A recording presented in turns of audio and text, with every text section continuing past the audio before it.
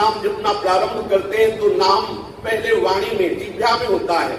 यदि 8 महीने नियम से वैखरी वाणी से नाम जपा जाए तो उपांश में प्रवेश हो जाता है, और 16 महीने उपांश नाम जब किया जाए तो मानसिक में प्रवेश हो जाता है। यदि 32 महीने मानसिक अभ्यास कर ले तो अखंड नाम चलने लगता है।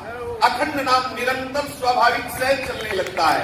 और जब नाम चलता है तो क्या चमत्कार क्या होता है? मन इंद्रिय सब हुई नाम में, मन नाम में हो गया, समस्त इंद्रिया नाम में हो गई। अंतःकरण में नाम भगवान ऐसे खेलते हैं जैसे कोई उन्मत्त होकर के सुंदर मंडल पर नृत्य करता है, ऐसे नाम भगवान उपासक के हृदय में नृत्य करते हैं। वो देखता है, स्फुरित होते हैं प्रभु। अब क्या हुआ? नस नाड़ियों में नाम भगवान फैल गए। फिर क्या हुआ? बोले रोम रोम जब रग रग बोले तब कुछ स्वाद नाम को पावे। अब नाम भगवान रोम रोम में, रग रग में छा गए। कैसा आनंद! आप सोचेंगे कि रोम रोम में, रग रग में नाम की धुनी होती है क्या? हाँ, अभी अपने लोग उतना स्वाद नहीं लिया इसलिए ऐसा लगता है।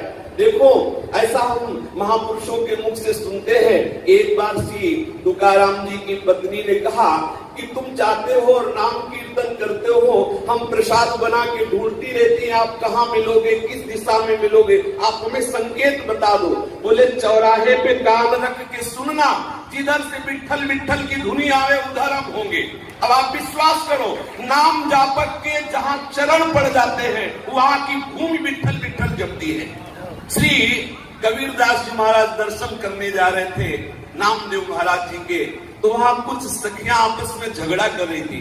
पूछा कि यहाँ क्या हो रहा है? बोले वो नामदेव जी की सेवा में रहने वाली जनाबाई जी है, उनके किसी ने कंडे चुरा लिए।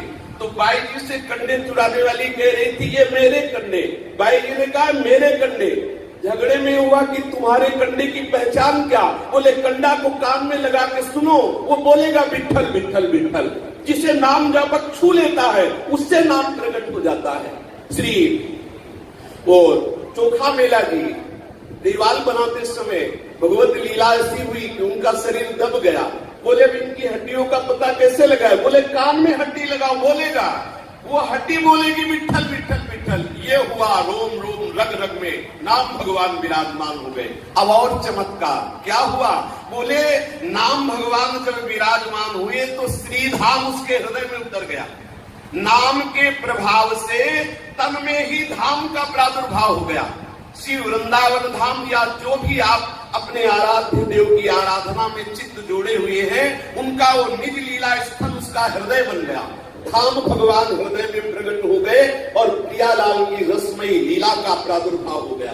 नाम के प्रभाव से ऐसी अद्भुत रसमयी लीला, जब अपने लोग वृंदावन नित्य विहार रस की तरफ दृष्टि डालते हैं तो नाम के प्रताप से ही उस लीला का प्रादुर्भाव होता है। आप जब के देख लीजिए, जैसे जैसे नाम जप करेंगे वैसे वैसे जलन बढ़ेगी, विकार नष्ट होंगे, हृदय में नाम उतरेगा, आनंद की उमगन होगी, आसपास साधु समाज की बाढ़ हो तो रोम रोम रग रग में नाम समा जाएगा।